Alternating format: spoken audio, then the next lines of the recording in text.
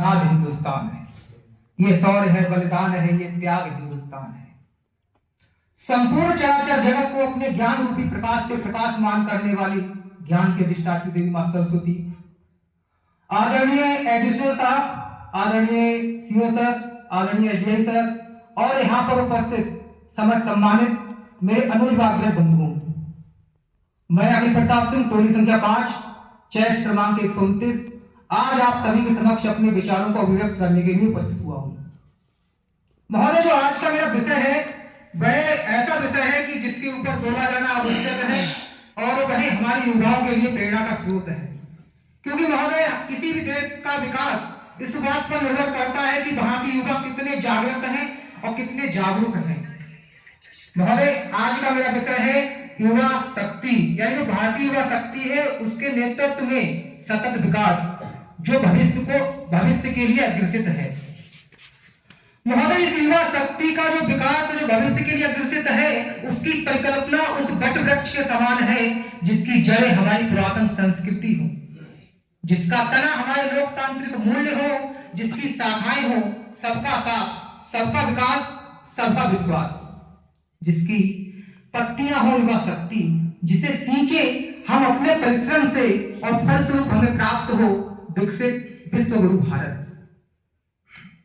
महोदय, युवा की कोई वास्तविक परिभाषा तो नहीं है, अभी तो ये कहा गया है कि अगर युवा शब्द को हम उल्टा कर दें तो हमें प्राप्त होता है वायु, और वायु का अर्थ होता है ऊर्जा। तो युवा का अर्थ है जिसमें अपार ऊर्जा हो। युवा की परिकल्पना उन परिदृश्यों से हम कर सकते हैं कि कहा जाता है कि युवा वो जो संजीवनी पर्वत लाने का अदम्य साहस रखता हो, युवा वो जो गोवर्धनधारी बनकर मर्यादा पुरुषोत्तम की रक्षा कर सके। लक्ष्मीबाई का युद्ध नंगेली का समर्पण, पद्मिनी का आत्मसम्मान, सीता का संयम झलकारी के दायित्व के साथ आदिगुरु श्री रामानुजन, शंकराचार्य, माधवाचार्य, निम्बार्काचार्य, पंचमूल जगत गुरु श्री कृपालु जी महाराज का ब्रह्म तत्व ज्ञान हो।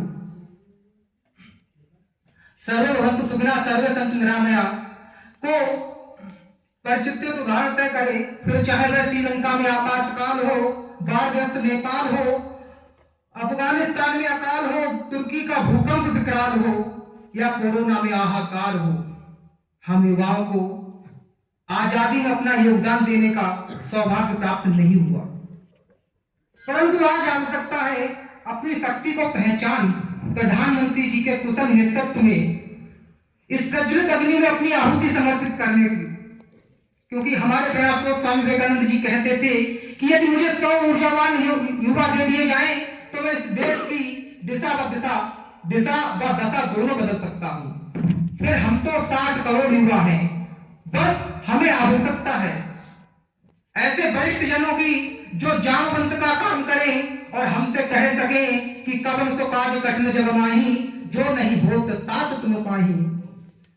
आज के युवाओं को यह जानने की आवश्यकता है कि वह क्या कर सकते हैं। जो युवा अध्यात्म में रुचि रखता हो वह धर्म का प्रचार करे, जिस युवा को शास्त्रों में रुचि हो वह सरोजिनी नायडू बनकर विश्व में हमारी संस्कृति का प्रचार करे, जिस युवा को विज्ञान में रुचि हो वह अब्दुल कलाम बने। IIT NIT से पढ़ने वाले युवा नासा के लिए नहीं अपितु हमारे इसरो के लिए काम करें।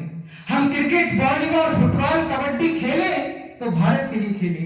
यदि कोई हिमा दास दौड़कर नारी सशक्तिकरण का उदाहरण देते हुए स्वर्ण जीते तो भारत के लिए जीते। हमारे गांव के जो युवा हैं वह आगे आए और देश हित में नीरज चोपड़ा के जैसे भाला फेंके। मित्रों, मैं यही कहना चाहूंगा कि जो युवा दौड़ सकता है वो दौड़े, जो युवा चल सकता है वो चले और जो युवा रेंग सकता है वो रेंगे, परंतु अपने कर्तव्यों का निर्वहन अवश्य करे और कर्तव्यों का निर्वहन करते हुए वह सिंह की गर्जन के भांति अपने कर्तव्यों का निर्वहन करे तो वो वास्तव में युवा होगा।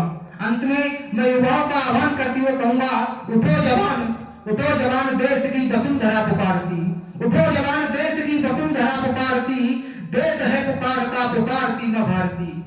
अंत में मैं कुछ पंक्तियां जो मेरी स्वरचित हैं और मैंने लिखी है, हो सकता है कुछ कमियां हो तो उनके लिए मैं क्षमा चाहूंगा। सिंहों के शावक सुनो कभी श्वानों से नहीं डरा करते, सिंहों के शावक सुनो कभी श्वानों से नहीं डरा करते, कौवों के कभी कोसने से मृग शावक नहीं मरा करते। हम यूपी पुलिस वालों की पहुंच कहां तक है शायद उनको ये ज्ञात नहीं, और दिनकर को जुगनू ललकारे उनकी ये औकात नहीं। जय हिंद, जय भारत। जोरदार अभिनंदन अखिल प्रताप सिंह। तो आइए कार्यक्रम को आगे बढ़ाते हुए, लेकिन उससे पहले चंद पंक्तियां जो कि अखिल